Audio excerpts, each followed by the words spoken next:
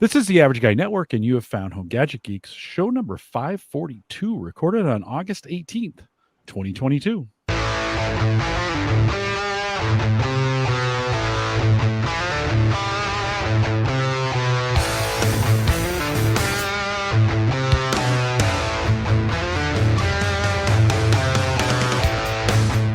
Here on Home Gadget Geeks, we cover all the favorite tech gadgets that find their way into your home. In this case, a lot of tech gadgets, news, reviews, product updates, and conversation, all for the average tech guy. I'm your host, Jim Collison, broadcasting live from the AverageGuy.tv studios here in Bellevue, Nebraska. It might actually be cooler here in Bellevue than it is where Erin is at in Canada. Erin, what's going on that, has Calgary, headed south? Why is it so hot there? I wish I knew. We must be slipping south, or maybe there's a pole shift happening and we're trading places. But it's hot up here. I know. You guys are just struggling, miserable. It's 90. Now, listen, it'll be snowing next weekend. So this is why we're never miserable, Jim. When it gets this hot, we have to appreciate it because in 6 weeks or so, it'll be minus 20. I know. I watch a Canadian beekeeper who has a big beekeeping operation, not far from you. Of course, Canada, everything's far away, but not too far from you. And he's already it's just mid-August, and he's already bringing in the bees. He's like, it's almost winter. And I was like, wait a minute, it's middle of August. And he's like, no, you don't know. It's the nights are getting cold here already. We're getting maybe down to 9 degrees Celsius, which, Jim, we should be faster at these conversions. I know. Is that 30, 40? You said 9? 9. Yeah, 40. That's 50 degrees. Producer Bob, can you help us? Producer Bob will help us with that, which is really, really comfortable. Of course, you could open up your windows overnight, right? And would that cool? That does help. Yes. Okay. Yeah. Okay. Well, we had in the pre-show, which if you just listen to the regular podcast, you may not know this, but you miss a whole pre-show that's available on YouTube. And the easiest way, I'll send you an email with all the pre-show stuff in it. If you just join us on Patreon, head out to theaverageguy.tv/Patreon. I got a $5 plan. Getting the pre-show is not worth $5, but it helps support the network, right? If you want to do it that way, shameless plug, you can do it. Or we have a YouTube channel. I think it's youtube.com/theaverageguy.tv. If you want to catch the pre-show, Erin and I spent a whole bunch of time talking about air conditioners, and she's been reviewing one on her site that's kind of portable. You can move it around the rooms. It not plugs into the window. It has like a hose that goes to the window, right? Exhaust. Something. Is that, it's not pulling fresh air in. It's correct. Yeah. It's exhausting hot air heat outside. So you missed all that in the pre-show. If you want to grab that, you can. Big thanks to Dan Lefebvre, who joined us 2 weeks ago. I took last week off because our guest had to move his time, but Dan, of course, based on a true story podcast at basedonatruestorypodcast.com, and some interesting stuff. Make sure you get a chance. If you need something else to listen to besides Home Gadget Geeks, check out Dan, based on a true story podcast.com. Erin, big friend of the show. Welcome. I am so glad to be here. You are my favorite podcast and my favorite podcast host. So it's always a good time when I get to hang out with you. And down with Mike Weger. Down with when he left us. Who? Exactly. He's actually back next week. He'll be a little disappointed. Fantastic. I'll tune in. He'll come back next week. He'll be a little disappointed that he didn't get to be here for you. You, of course, let's talk a little bit about techgadgetscanada.com, but you've recently bought Tech Gadgets International, right? .com as well. What's going on there? Am I going to have trouble getting you on the show because you're going to be so famous? No, it's in truth, the vast majority of the audience for the blog and the YouTube channel comes from the US and other countries, the UK. I'm trying to think of what the other top in the top 3 are. Australia, probably, right? No, it's somewhere in Europe. It'll come to me.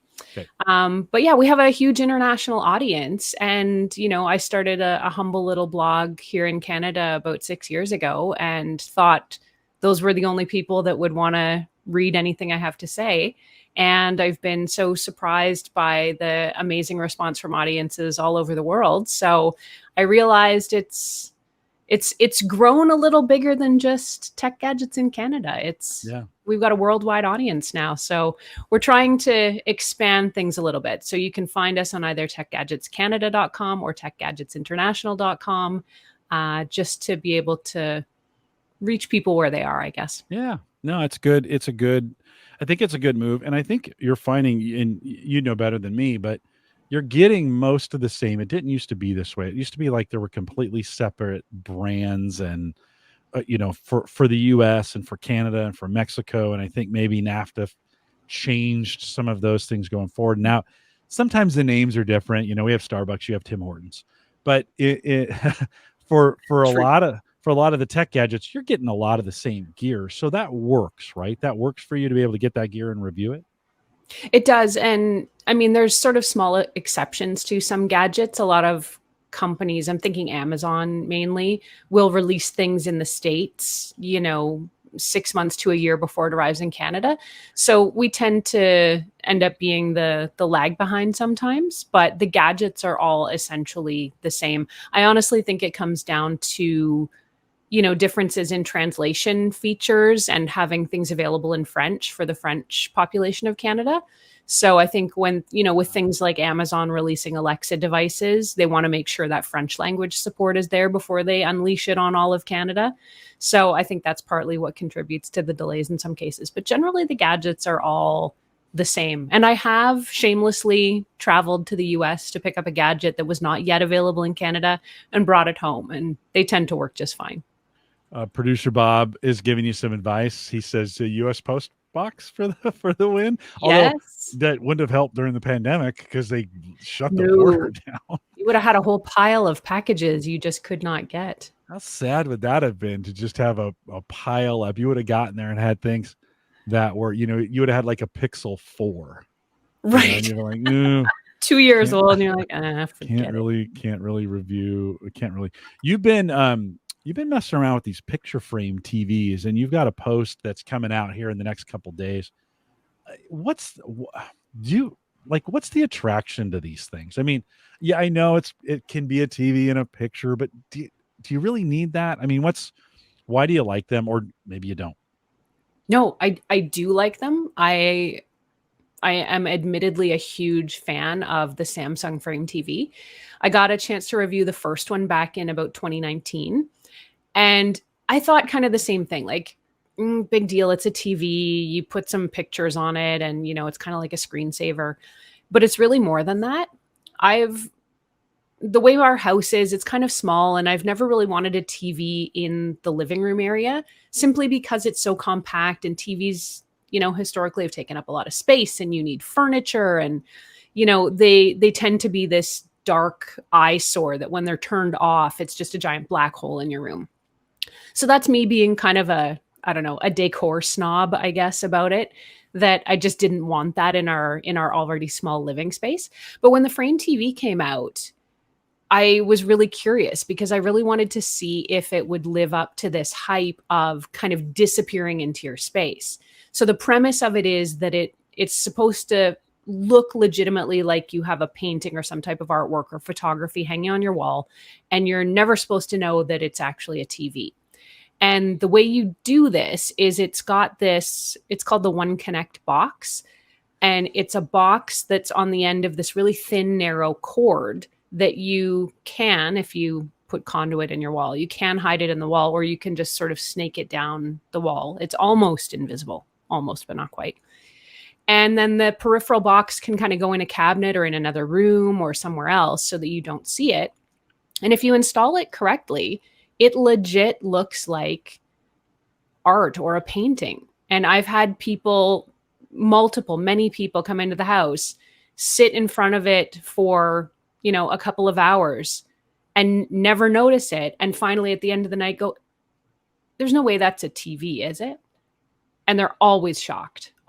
So then I got to fire it up, and it's a 4K TV, and, it's got streaming and Netflix and everything else. So I love the concept. And I think the TV is also really great. I know a lot of people will gripe about, the OLED TV or OLED TVs are far superior and, brighter nits and, more contrast and whatever.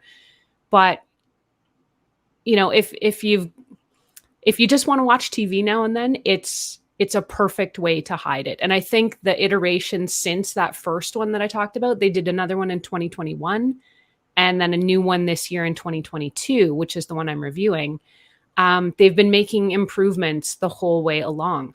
So I feel like I just said a lot there about the Frame TV, Jim.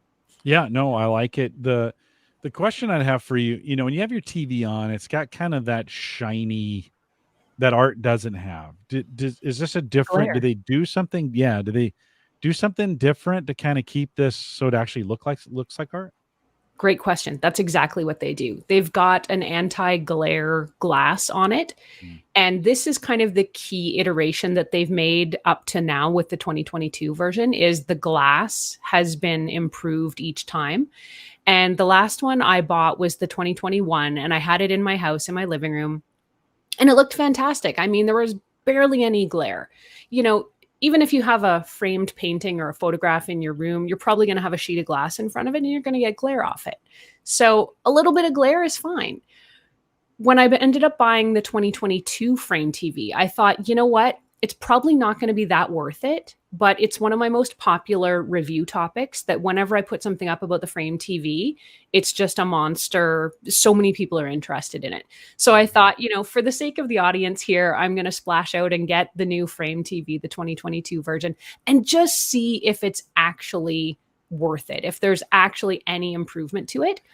And it's actually shocking how much less glare and more naturally it fades into the room.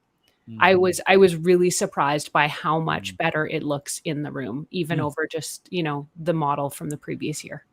It'll set you back about 1,000. Is that 1,000 to 1,100, 1,200, something like that? That's the US price. Yeah. The one, depending if you want like 55, 65 inch, I think the one we got was about 23 or 400 Canadian for the 65 inch. Okay. 65. So not inexpensive. You can certainly get less expensive TVs of the same size and probably similar quality, but it's that art mode that really makes the difference. And the anti-glare screen is just huge.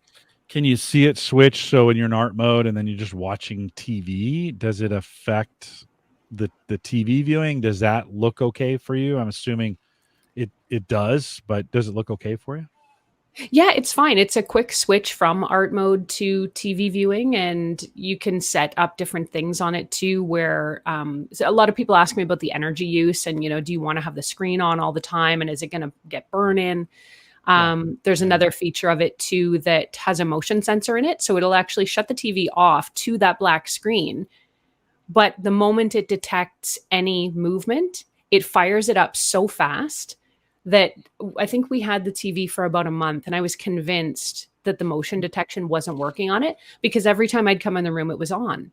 And I started to get really ticked off because I'm like, damn it, I want it to shut off like at night. It should just be turning off. And so I kind of devised a little experiment where I set the timer for that feature to like the lowest possible. It's like 1 minute or whatever. And I stood in the hallway and I was like, you better go off. And then I like really slowly crept into the room, like trying not to make any movement. And I caught it coming on. So I was like, all right, it works. Yay. You're like, I tricked it. I tricked it. So would you game on it? Or have you gamed on it? But no, I have not. I don't know much about gaming, so I don't actually know if it would be a good gaming TV. Okay. But I mean, on the flip side of the art mode, it's a high quality 4K resolution TV. I mean, you can get it into sizes, I think up to 6 or 75 inches or maybe bigger. So, I mean, if it fits in your space, I don't see why it wouldn't work for that. I'm not quite sure what the refresh rate is though. Yeah. So, but you said 4K, probably at 60 hertz, I would imagine. Yeah. But maybe there's 120 in there. Or maybe that's coming in the 2023 Samsung Frame TV. They'll hold off. They'll hold off. Do you think we'll get to a point where just every TV's got some kind of? I mean, I know they have that today. I guess not. I guess this is special enough that it's going to be its own. It's going to be its own class, its own category. I would imagine. Well, LG tried to put out, I think they called theirs gallery mode. And I did review one of their very recent gallery mode OLED TVs, OLED.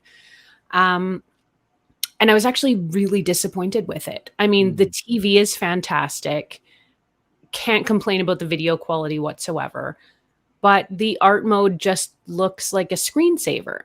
So it's not the same kind of dupe that you're getting with the frame. There's not that anti-glare glass. There's not the same high quality artwork in some of the other modes where you can sort of put a mat around the artwork in the frame.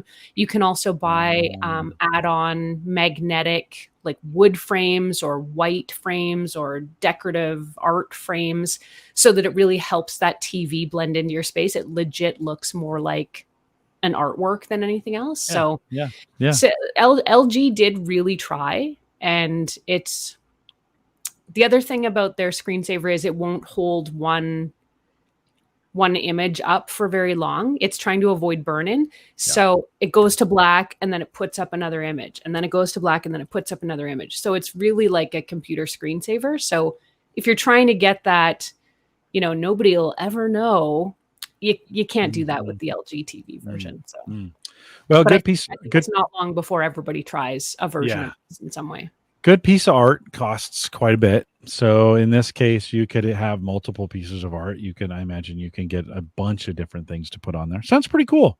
That just wouldn't appeal to me, but if that's working for you, Erin, what does appeal to me though? Last time you were on here, we talked about grills, right? Because I was getting ready to buy the pellet grill. Either I just bought it or I was getting ready to buy it, or I'd ordered it, whatever.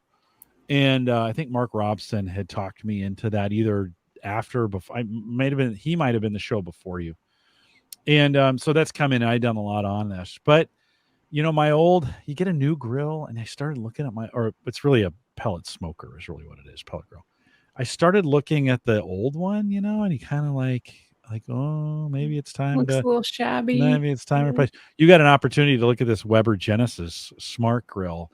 Weber has really stepped it up. Like I have noticed lately, they're going after Traeger or whatever, right? Big time, trying to get their place in the space. Did you actually get one of these, or is this a shot that you took from the hardware store? Did you get one? No, I got one. I got to have one in my yard to test it out and review and do all the cooking that I would ordinarily do on it. Some assembly was required. I will say, if you've never assembled a barbecue or a grill, try not to. It is possible for normal humans, but it took us probably about 2 hours, if I remember correctly. And, there's a lot of small parts and connections you need to make and things like that. So, but yeah, in the end, it was a really cool experience. I have not had a new barbecue in many years. And I was a bit shocked about how some of the technology, not only the technology has changed, but just the quality of the build and, the different burners and the drippings trays and the cupboards and things that it comes with. And it's on nice wheels and casters. And the smart technology, though, is something else. Yeah, they have really amped up. And I've got a Weber, and Weber bought iGrill. So all that technology that they bought from iGrill is coming into their new units. And so you kind of see here their temperature pieces the temperature probes coming in. And then of course the app, the Weber app works on these as well as on their thermometers and such. But it just gives you a great opportunity to kind of see what Weber's doing. What were you cooking on before? Or did you have a grill before?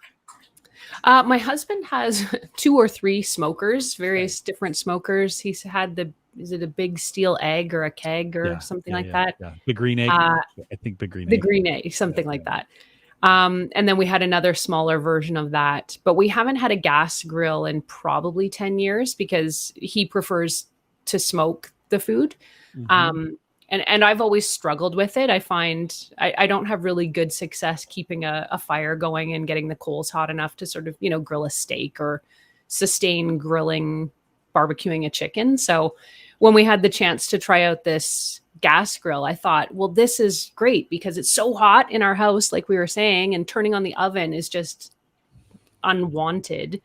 I thought this is a great opportunity to try a gas grill again. And I really liked it. I think the build quality of these new grills is top notch.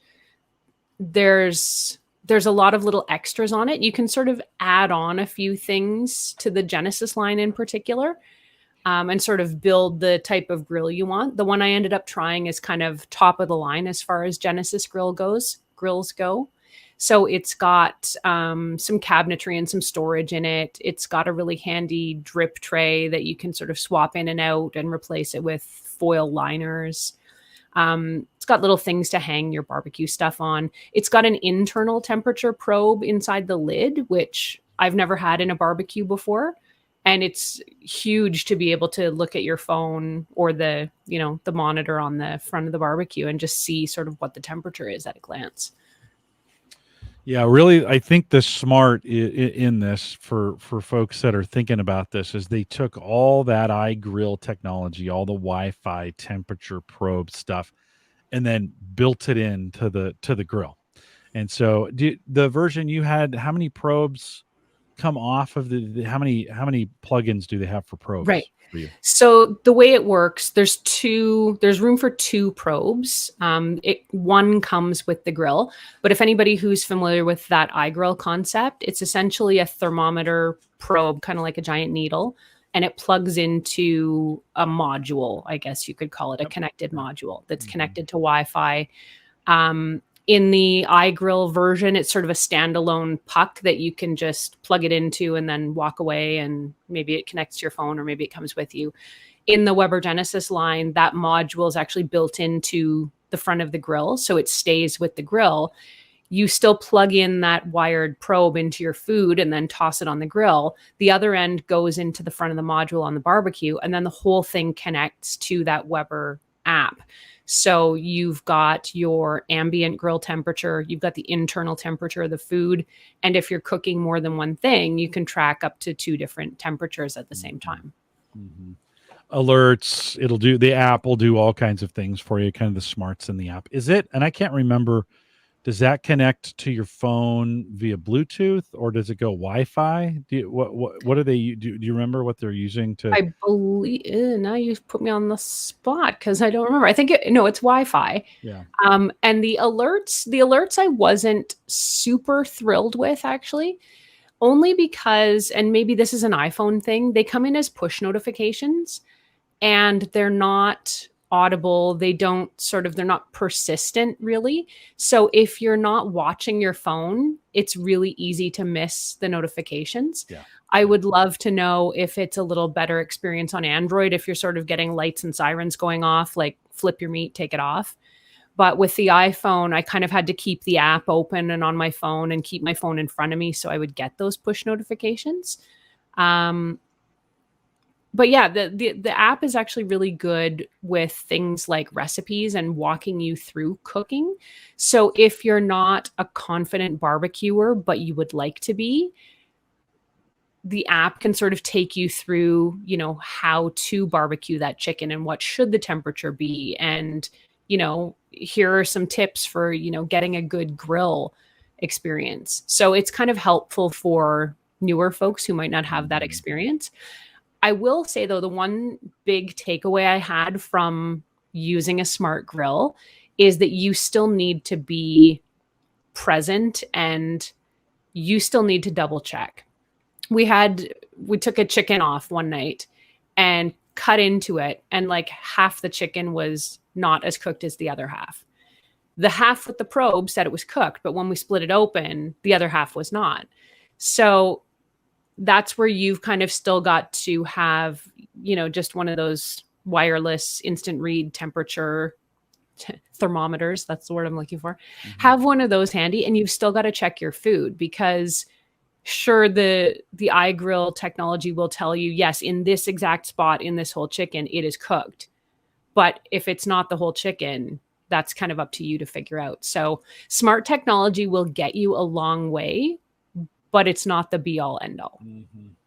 Yeah, it's good. That's good advice. On the Pit Boss that I bought, I actually took it, and it's not smart. So I use the meter probes, and they have the ambience on the back, the temperature probes on the front. So you get 2 in 1. It's completely, I think it's Bluetooth based. So it goes from the probe to its base station. Then you connect the base station to either your phone or a computer or whatever you want to do. And then once it's connected there, it goes to the cloud. So you can literally, once you have a connection that's internet enabled, all that will serve the cloud, which I really, really like.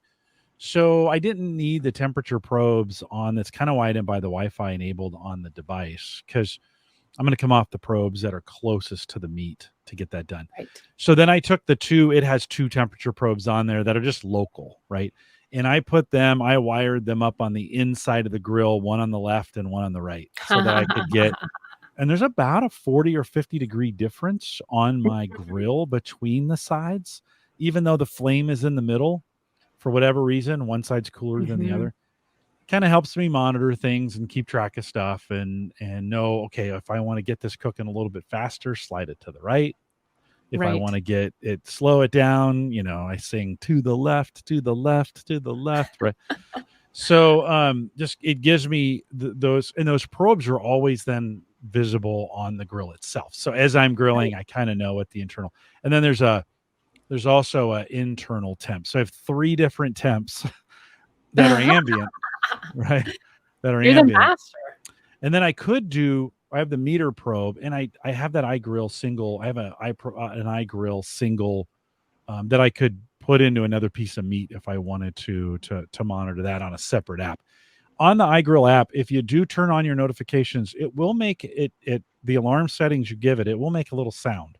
It's not great, but it will make a sound for you. The meter is much better at informing you, hey, you can set it. I want to be 5 minutes away or 30 minutes away or whatever from when it's getting close, and it's got some smarts, like it kind of measures some things to say, hey, as you're getting close, it can predict. Do you get audible alerts from meter now? You do. I do. You do? Okay. Yeah, I reviewed one of those about, oh gosh, it was probably 5 or 6 years ago now. Yeah. And it was kind of the same situation where they were sort of passive push notifications and I wasn't getting them. Yeah. We could just blame Apple for this. I think it's the iPhone, because I get the audible. The Mac is close enough that it's the base station. So, the Mac sits just on the other side of the wall from the grill. And so with the meter, I can actually have the Mac doing it and then serving it to everything else. Then I get an audible alert. I can hear it on the Mac. I get an audible alert and I'm like, okay, now listen, I'm watching these things when I'm cooking, like I'm watching them pretty carefully. I'm not that good. So it gives me an opportunity to kind of, but you're right. You need to stay engaged, right? You need to stay 100%. You need to stay engaged with it. Well, so you get to keep it? Is this going to be your new grill going forward, or do you have to give it back? I think I get to keep it. It's still here. I'm just kind of pretending it's not. Exactly. What grill? The reviewer's shuffle, where you're kind of like, what thing that you sent me? Like, oh, you really want? I threw the box away. Could you send me? Well, if I think about it, it arrived in like a massive box, all packed into about 300 pieces. So it would be, either very difficult to ship, or I'd have to disassemble it. At that point, I'll write you a check. Yeah. The crazy thing, speaking of writing a check, the crazy things about grills. So 96, when I bought my first house here in Nebraska, 96, paid $126 for a Sunbeam grill that, in the day, if the most I could have spent was like $300. Like, they just didn't make grills that were that expensive, right? They were 96. Simple. Yep. Yeah, they were pretty simple. And you might be able to spend, $499 and get, some big deluxe thing, but you just couldn't do that. Today, like, you can drop $2,000 easy on a grill. The one I think you're looking at, this Weber Genesis, $1,200 to $1,500. Is that an appropriate price That's about range? Right. Yeah. And like I said, there's different models of it without all the storage, and I think with fewer burners. So you can kind of size up or down as you want. So that does help. Producer Bob has said, I like that. Thank you for giving him that. From here on out, he's going to be Producer Bob. So Producer Bob says Thermapen has saved me from serving undercooked food. And that's even with these temperature probes, right? A good instant read thermometer where you check it in a few spots. Do you guys have a good instant read thermometer that you use too for when you're... We do. Yeah. We've got a couple of them stuck to the fridge and stuck to the barbecue. Yeah. Well, while you're outside and you're grilling, you got to worry about bugs, right? And so there's this. Now I've seen these before, but it looks like you reviewed, and this is the one I have is the little personal version, the little green Thermacell. This looks like a monster. Have you been? Did this work for you? I mean, it's Canada, so there's got to be 1,000 mosquitoes. Are these? And they're the size of hummingbirds. Yes. Yeah. No. Right on. Funny did you it work? said you've seen these before, because I had never seen this and was not familiar with this concept before this summer. So when it's fairly Thermacell sort of sent me an email, is it okay? Thermacell sent me an email and said like, "Oh, you've got to check out our mosquito repelling device," and I was kind of like, "That won't work." No, why? Wow, you're mean. So, well, I didn't say that to them. I said that more to myself. But yeah, I was very skeptical. I just thought, I've owned numerous things that all purport to kill bugs and keep mosquitoes away and stuff, and a lot of them don't work. Some of them work intermittently. So I was skeptical. But I got it, and then it arrived, I think, in May, and I don't think it got over 60 degrees Fahrenheit until about July 10th in Calgary. So we had no mosquitoes. So I was desperate to test it out. I finally was able to take it out camping for a weekend. And, the way this concept works is it comes with these little cartridges, and the cartridges sit in this sort of egg-shaped device that is rechargeable. You pop the cartridge in, and it's got a chemical inside the cartridge. And what the rechargeable battery will do is sort of heat the cartridge, or heat what's in the cartridge, the liquid, and it disperses it through, a decent sized area. I forget what the radius is. That's the name of the product, by the way, too. Thermacell Radius. Mm-hmm. And it's supposed to create sort of this cone of, I don't know, safety, where you're not going to get bitten by bugs. So we fired it up one night by the campfire, and I was so skeptical. And it was a bad and buggy night. We were constantly like slapping ourselves and just dying from all the mosquitoes. After about 15 minutes, we started to realize that we're not slapping ourselves constantly. And there was about 6 of us. So I said, like, is it just me, or did the mosquitoes actually die down? And everybody went, "You're right. No, I haven't been bitten in a while. No, they're not biting me now." And so we left it running for the rest of the night while we sat by the campfire. It kept the whole area bug free. And then I was like, it must have been, maybe it was the beer. We drank too much beer. We were probably just, placebo effect. I don't know what it would have. I'm like, no, we'll try it again tomorrow. We tried it again the next day. Same thing. It takes about 15 minutes to warm up, but it repels the mosquitoes. It did. To answer your initial question, Jim, it did work. In my experience, it works. I was floored, and I can highly recommend the Thermacell Radius. Wow. Spoken like a true Canadian. I like that. I mean, listen, we have one too. The version we bought is this small. Well, hold on. I'm saying this small. I'm not even showing the screen. So this small handheld version, actually same kind of parameter, different, a little bit different setup. Yours has a little bug catcher and some things in it and some other, right? The idea is the same. You put that canister in it, you click the button, and it fires up a little, a little flame, not even a flame, but a little, I don't even know what almost to call like a light. Yeah, it's just like you look inside the window, and if it's orange, you're in good shape, right? It's heat.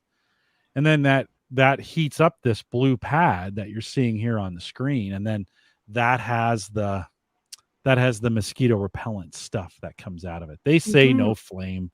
Yeah, okay, it's warm. It's it's still hot. There's still, I mean, I've watched the stuff kind of drift out of it. And it creates like a 15-foot radius around you. This is the same. This has the same kind of so like a same kind of 15-foot zone around you. But yeah, I think that's about what the other one does too. yeah. And the other one on your picture looks it looked surprisingly bigger than I thought it was. This is a pretty small, like this, you can hold this in your hand, right? Yeah, it's not much bigger. I mean, if you sort of stacked two grapefruits one on top of the other, I mean, it would maybe be about that big. It's super portable. I mean, you could put it in a backpack or a bag and go to the beach or go camping. And it was quite light. So I thought it was great. I learned something new this summer and will be going back to Thermacell for all my mosquito needs in the future. What's nice about it, it doesn't stink, which everything, you do, if you think about the other citronella candles, yeah, a fire, no zapping with this either. Yeah, there's no smoke. Yeah, you get, and producer Bob was asking in the chat room how expensive are the refills, and I think, so I think they're not terribly expensive, Bob. You can look it. It's kind of based on what you buy. Just to be honest, they have different kinds of refills for different products. So it would be worth different durations as well. And I think like a 20-hour or a 40-hour duration one might be $20 or $30. Yeah. So I mean, not inexpensive, but if it works and it's going to keep the mosquitoes away from you, for a whole weekend kind of thing, that's probably worth it. I was watching a YouTuber who does a lot of camping, and that's the first thing. He sets up the tent, and then he turns this thing on, sets it in the corner of the tent to clear the bugs out of the tent. And he said, I can't do what I do without this. And I was like, okay, I'm going to buy. I think I bought in best time, of course, to buy these things are at the end of the year, right? Because they clearance them out, right? Including the refills. And you can get, like Erin said, I think you can buy like 8, 16, 24, 40 hours worth of supplies. Basically, you're buying that tube that's got the oil, that's got the combustible stuff in it, and then whatever mat that the individual device uses to emit this, whatever it is, that this repellent that comes out. And it's actually really easy, and there's very little smell, and you're right, just set it in the middle of the table and kind of forget about it. It doesn't make noise and it doesn't buzz. Like, the zapper items that are actually electrically killing them. I mean, that can be kind of distracting and not super pleasant around the dinner table. So the fact this is quiet and there's no chemicals, and I mean, folks in the chat room are saying that it's worked for them too. So I'm kind of surprised at myself that I hadn't heard about this technology before this summer, but here's a refill for yours, and talking $20, and I think there we go for a 40-hour refill. Yeah, yep, $20. Where's it say 40? So there, right on the top. Weekend worth. Yeah, and you know what I found is I didn't have them on as long as I thought I would. You think 40 hours a weekend.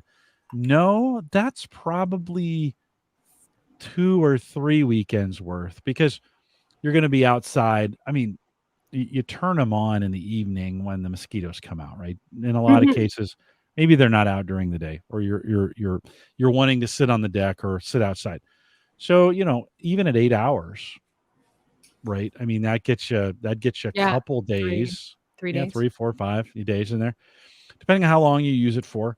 So this is one of those, you could set it in the middle of the table and have dinner around it, and you wouldn't feel like, like you're eating DEET or exactly, right? Because you've done that, right? That's not going to ruin your appetite. You've sprayed on bug repellent, right? Oh, I know so many people that just hate that.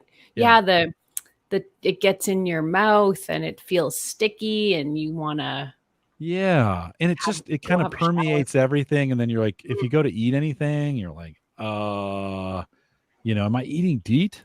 And so it kind of, it's kind of one of those things. So I think, I was glad when I saw this product. I was kind of glad you'd given it a shot, because I was like you, not a lot of people are talking about it. It's available in every big box, Home Depot, It really, I was Lowe's. surprised at the wide availability. Yeah. Well, it's a name brand, and you can get them anywhere. So now would be the time, if you're thinking about buying one of these, and just start small. Get yours was $20.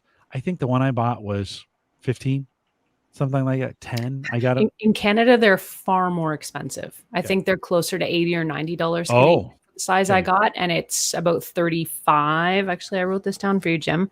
$89 Canadian and $35 US. How is that for price discrepancy? How is that even fair? So yeah, 35 here. First, you get all of the products cheaper. Well, and the one I bought is 22. Like if you're just needing something small, and we take this device and put it in just on the center of the table, and it does the same thing. Yeah. So same effect. You can, same kind of deal. So good way to get in. This is $1 million in Canada. Sorry about that. And if you want to try that out, I'd love to hear in the YouTube comments, if you're watching this on YouTube or in chat right now. If you've tried this before, Joe says he thinks that we watch the same YouTuber. It's very possible. Producer Bob says, lovely smell of burnt insects. I'm putting a Thermacell in my cart right now, even though he's Canadian. He's still doing it, so good job. And then Producer Bob also says, deep flavored. We one of the things we did with the smoker, the Pit Boss smoker that I got, is we enjoyed some drinks and a few cigars on the deck while we were making jerky.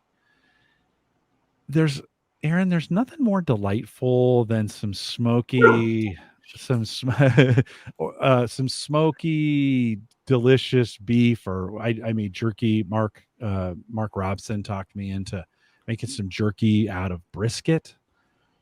There's something about that whole experience, and it helps keep the bugs down because you got the smoke going around you. So that grill, or the grill, the Weber grill you got, probably won't smoke as well. You'll need to get a smoking tube for it if you want to smoke. Yes, but you have pellets. You already have a bunch of pellet smokers, right? Right. We've got a couple barbecues yet that give us all the smoking we need to do. Yeah. But there's something, I guess I just discovered that there's something great about sitting on the deck and just having that smoke just kind of off around you, and keeps the bugs down. Relaxing. As well.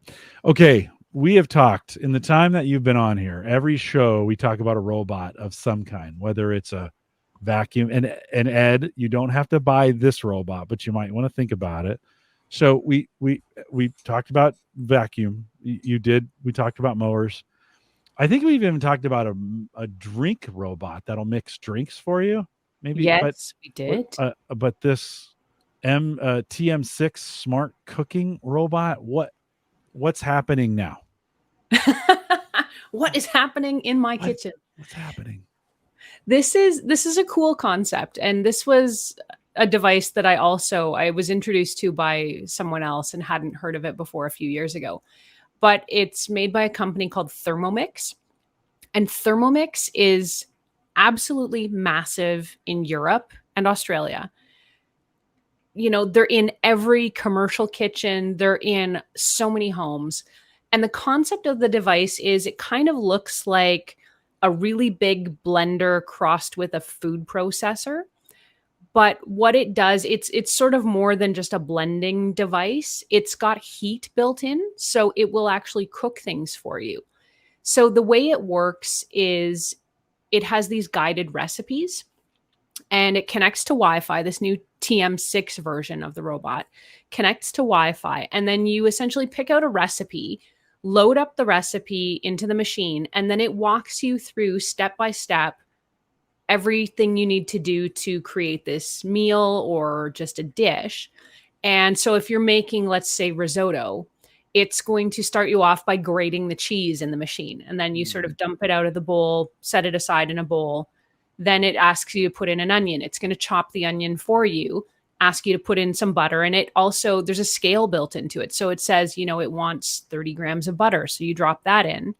And then it tells you, okay, I'm going to heat this up, and it'll saute the onions now in the butter. And it'll time it itself. So it's got this little alarm that goes off when, and the alarm isn't alarming, by the way. It's kind of this nice soft sound that just lets you know time to move on. And so it takes you through all of these things step by step. It tells you exactly what to do, and it does all of the work for you. So we were talking about, you know, how a smart barbecue can kind of take the intimidation out of barbecuing. This kind of does the same thing with cooking. So I tried a whole bunch of different recipes in it. A lot of folks are intimidated by baking and making things like dough or bread dough. The Thermomix makes the dough for you, and then it proofs it because it's got that heat and the steam. So you set it in this basket on top of the Thermomix device, and it'll warm it up and, you know, heat it to proof it. And then you finish it off in your oven. So there's almost nothing I found, like a recipe that I was looking for, that I couldn't find was already programmed into the Thermomix. So if you think about a world of recipes and you can make whatever you want, you just have to pick up the ingredients, this machine will cook it for you. It's quite incredible, and I've really been enjoying it. I actually have owned one. I owned the previous version for about 4 years, I think. And this one came out probably within the last year or two. I'm probably a little behind on trying it. But I decided to upgrade to the new TM6 version. And it's got a few new bells and whistles and some changes and some upgrades. The Wi-Fi is built into this robot, where before you sort of needed this plug-in chip almost to make that work. So this one's a lot smarter. It's got a bigger screen on it. It's a color screen now. Yeah, just a bunch of sort of improvements that make it a little more user-friendly and more versatile. So, you know, I'm a huge HelloFresh fan, right? You know that. Yes, we've talked great. about HelloFresh. We are in, like, yeah, I mean, we just made HelloFresh tonight. And like, you know, and I love cooking that way, primarily because it's just drop dead easy, right? You get pre-measured ingredients, you just put them together. It's really hard to mess up. And we've gotten to the point now where we're going, so it's like, okay, we have this meal, what else can we add to it? What, you know, last night we made some kind of pork bowl, right? It was rice and pork and some other stuff. Oh, yum. And I'm like, oh, we need toasted almonds. So then I got a pan out, made some toasted almonds, right? You add them in there. So we're getting good at this. The picture I was showing on the screen, I always, like, when I imagine these devices, these robots, I always think of just grinders and cutters and mixers. It also, you've got a picture of a fish, like you're cooking fish with broccoli there. Are you steaming it? What is this thing doing?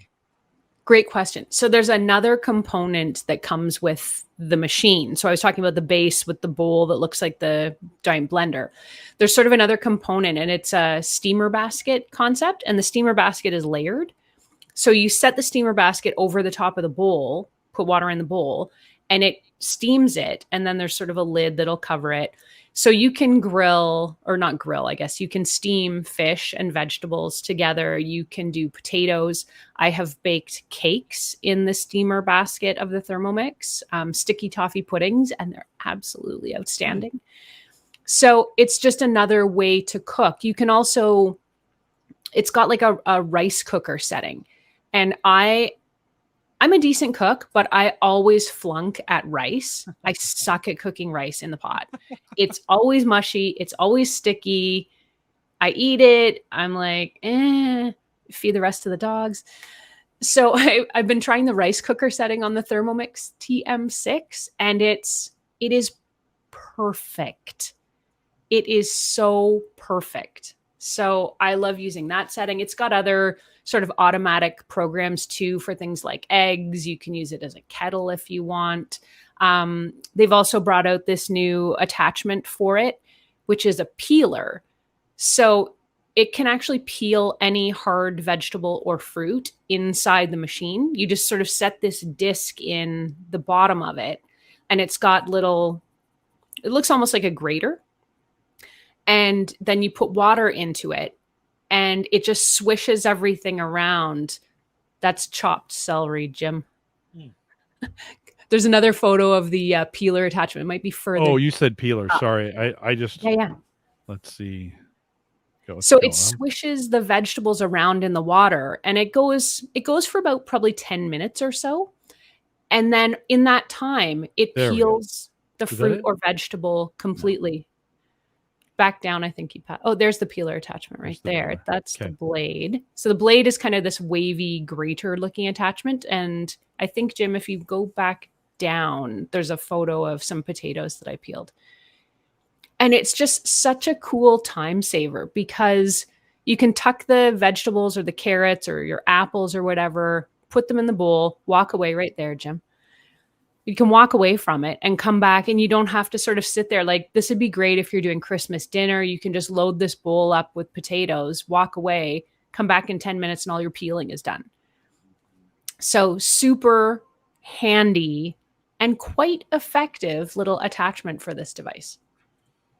Do you think big family like something like this would struggle, or could you do big meals on this as well, or does it kind of cater to the 2 to 4 crowd? Oh no, I think you could probably do a lot of big meals. I mean, you can do a ton of rice in this. So, I mean, you wouldn't be able to sort of do everything at once necessarily, but you could certainly do like steamed vegetables in the main basket. You could do potatoes in the layer underneath the fish, which is in the top. It also does meatballs too. So it has you mix up the meatball meat in the bowl, and then you'll roll them up and then lay them in the steamer basket and steam the meatballs. Now, steamed meatballs can be a little pasty looking. Spoiler alert. But they taste fantastic. And if you're kind of putting them in sauce anyway, it doesn't really matter. You can also just give them a little broil in the oven too. But you could easily make, spaghetti and meatballs for a family of 6 or more in this device quite easily. Yeah. A couple comments coming in from the chat room. Brian says, this is the start of Rosie from the Jetsons cooking dinner. Do you get that, Erin? Do you get that feeling like you're at the beginning of the Jetsons? By the way, George Jetson was just born the other day. I think his birthday was like July something 2022 in the cartoons. So somewhere in the world, George Jetson has been born at this point. Yes. But Bob says it seems like most of these cook it yourself are very frying pan centric. Is HelloFresh the same? Yes, it is. Says we tried a few of those, got tired of frying pan food. We get around that by grilling it. So if you want to get out of the pan, we've tried a couple different ways of frying it. I mean, during the winter, it's kind of nice to not have to go outside and go to the grill and being able to do it in the pan.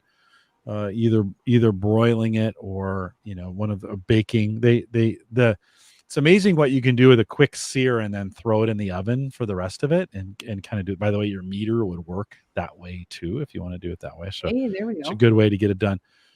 So Bob, yes, if you're going to go with something like that, he says, producer Bob, 1,500 US, 2,000 Canadian. Is that accurate? That's the price, and it is expensive, and I know that's out of reach for a lot of folks. Yeah. The way I've kind of been thinking about it is if you don't need to buy a rice cooker, a blender, a food processor, hand blender, beaters, what else does it do? Steamer basket. Those small appliances add up quickly and they take up a lot of space. Yeah. So I've gotten rid of quite a few smaller appliances having the Thermomix. We used to have a slow cooker, but the Thermomix it'll do slow cooking now. It'll ferment and it'll actually sous vide too, which I have not tried yet. Wow. But I mean, I've got 2 sous vide cookers hanging around the house just from having reviewed them in the past.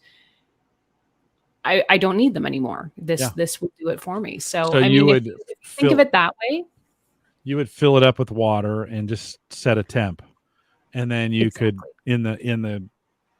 in the pot, then put the meat in plastic in the pot, let it sous vide to the right temperature, and then throw it on and sear it if you want to In a get lot of some. cases, you can do it in mason jars too, depending on what Oh, you're cooking. yeah. If you don't have or don't want to use a plastic bag, you can put, if you're doing those egg bites, I really like doing egg bites in the sous vide cookers. And I always do them in a mason jar because then they can just stay in the fridge and they're always Yeah, it's fresh. a great idea. It's a great idea. Take it less plastic to have to deal with. Listen, with HelloFresh, because rice is every other meal, right? I've gotten Mm, really good at making stovetop rice, and I can make that and crush it every single time. It's one of those things you're just like, this is it. It's about timing, and it's about the yeah. kind of rice that you get, right? And Yes. so a good jasmine rice, and man, we make that, we make rice sing now. I feel like rice used to be a mystery to me. It's like, Mm, not sure how people get this right. It's too sticky, too wet, too whatever. that's me, We Jim. Yeah, well, HelloFresh has broken me of that completely. um it cleans itself too, like, okay, all of this and then it cleans itself. Tell me It that's sounds like true. an infomercial. But wait, Jim, there's more.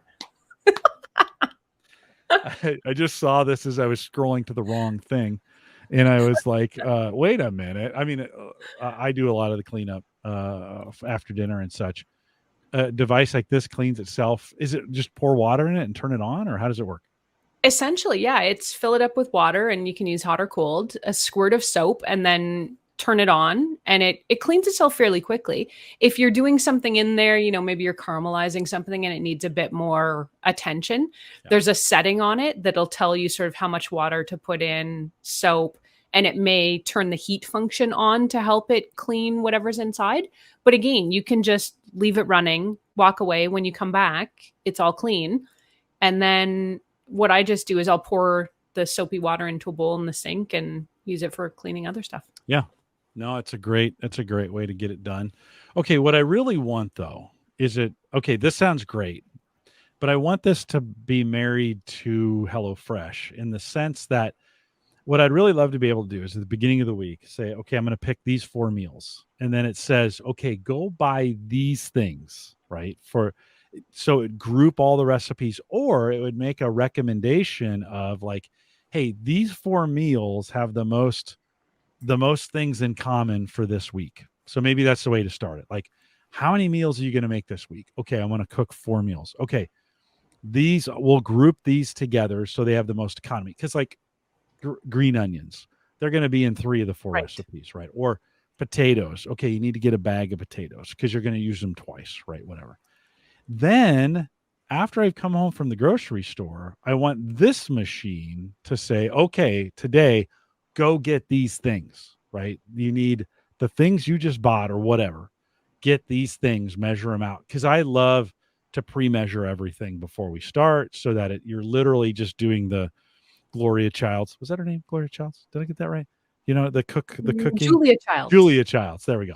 The Julia Childs, because like anybody can cook when everything's measured out for them, right? So, you know, Yes, is that there? helps a Do you lot. have some? Do you have? I saw your eyes kind of light up when I said that. Do you have something like that?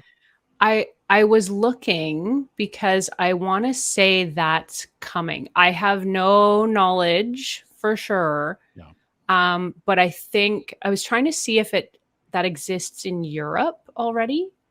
I don't see it in the US.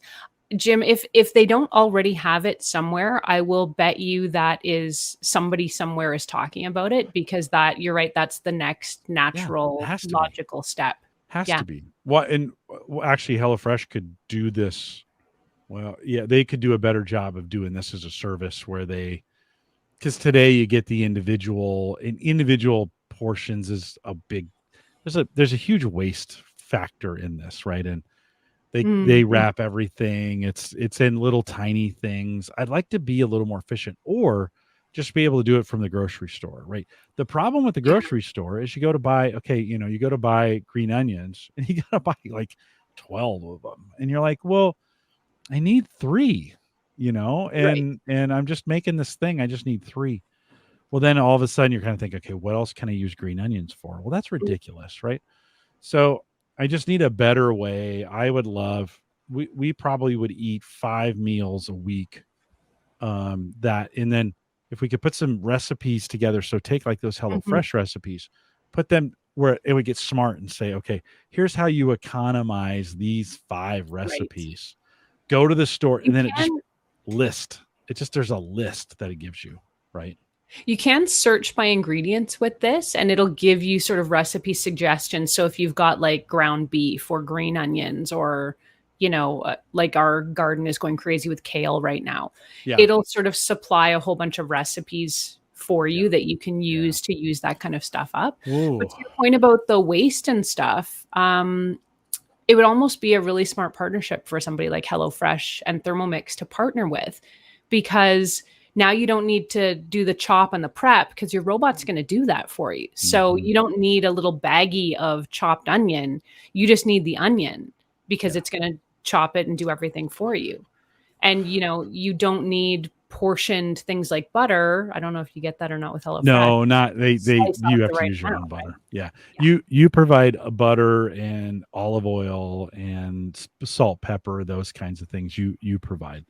But, and then they do, they don't cut the onion for you. You still have to cut it up. So, you do? I thought it was coming like all chopped and portioned and stuff. No, not the vegetables are fresh. So it's carrots whole, potatoes whole, onions whole, green onions whole.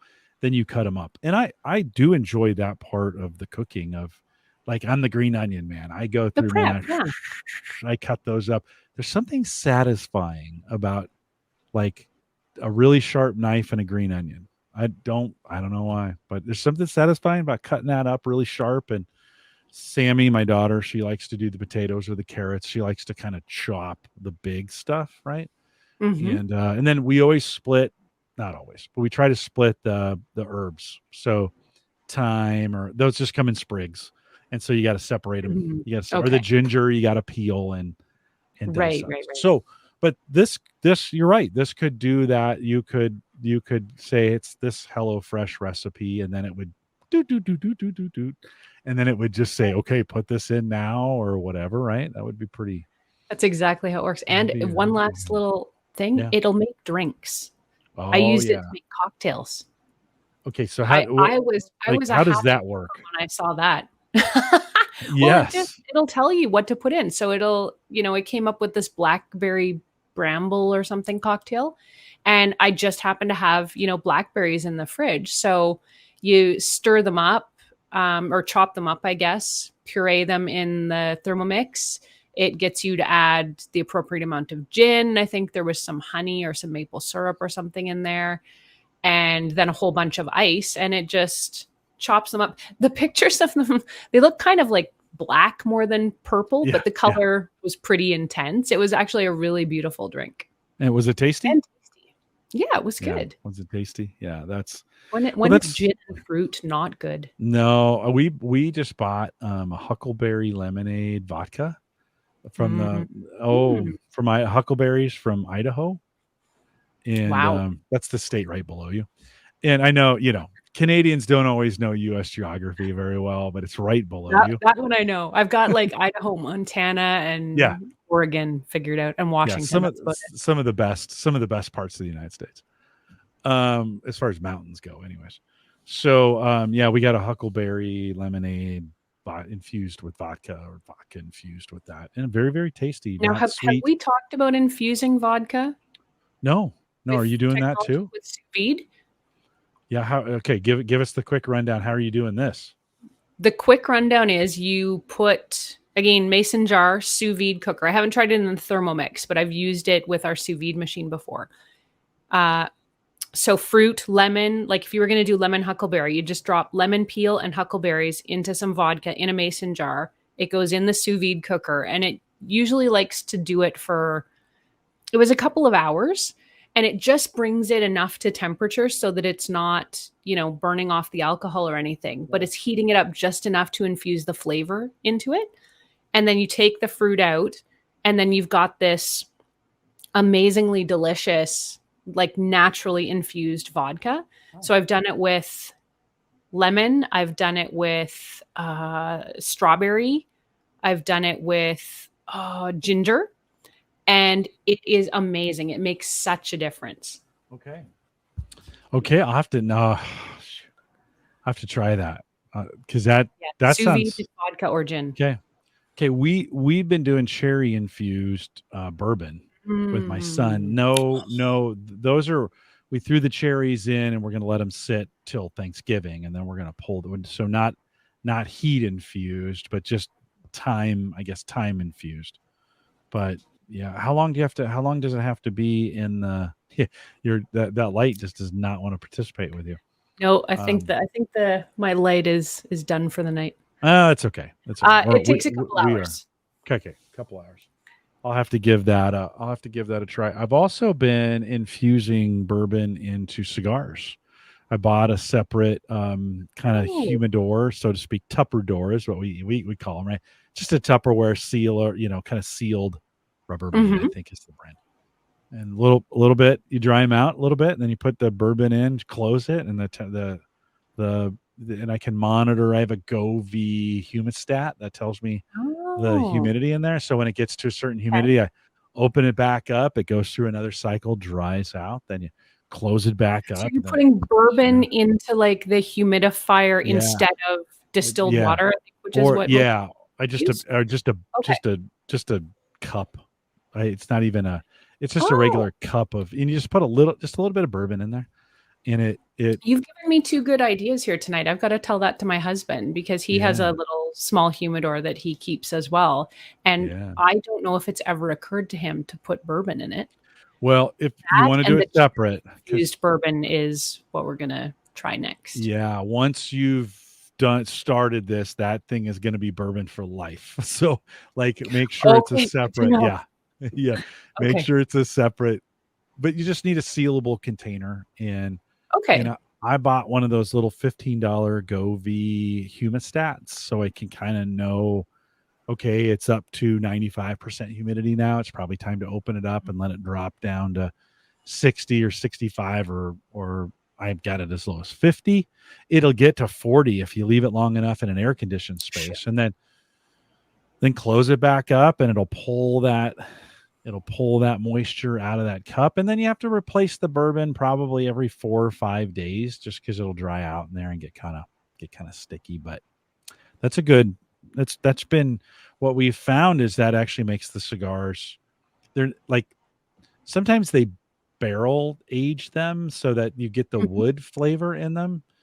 And these taste like bourbon, not wood. And it's just a different way of doing it. And then typically on a cigar, the last third is not the best part, but these infused ones, they're magic in the final third. Like you go, this is really good. So takes 4 or 5 weeks. You're going to put them in, let them sit for a couple weeks. We have found anywhere between 2 and 5 weeks is kind of the right thing to be in. And then take them out, put them in a bag, rehumidify them to get them back to where, I use a little Bovita pack, get them back to their 60, 65, whatever. Let them sit for a couple days, 3, 4, 5 days, and then they're ready to go. Fantastic. I have lots of homework tonight, Jim. Yeah, well, we covered a lot of ground, Erin. Thanks for coming on. And anything you're looking forward to from stuff you've got on order or review stuff coming in that you're excited about, and tell folks the best way to follow you for all that stuff. I am reviewing Samsung's new M8 computer monitor, which is supposed to be the kind of alternate competitor to the fancy Apple monitor, which, costs an arm and a leg. Yeah. So I've got it here. I'm using it tonight. Not that you guys can see it, but so far, spectacular experience and beautiful design. So I'll have a review up on that in the next couple of weeks. The Samsung Frame TV review 2022 version will be coming. I've also got a few gadgets for back to school time. I'm checking out the new JBL Clip 4 portable wireless speaker. So if you're looking for something to send the kids off to school with or to their dorm at college with, I'll have waterproof. a JBL Clip 4. It is, yeah, I think it's IP67. Okay. So I'm going to try it in the shower, I think, tomorrow. Whether you wouldn't want to sink it in water, but something that probably not will repel. Float. And then I've got a little portable photo printer, the HP Sprocket photo printer. It prints little 3x4 photo stickers.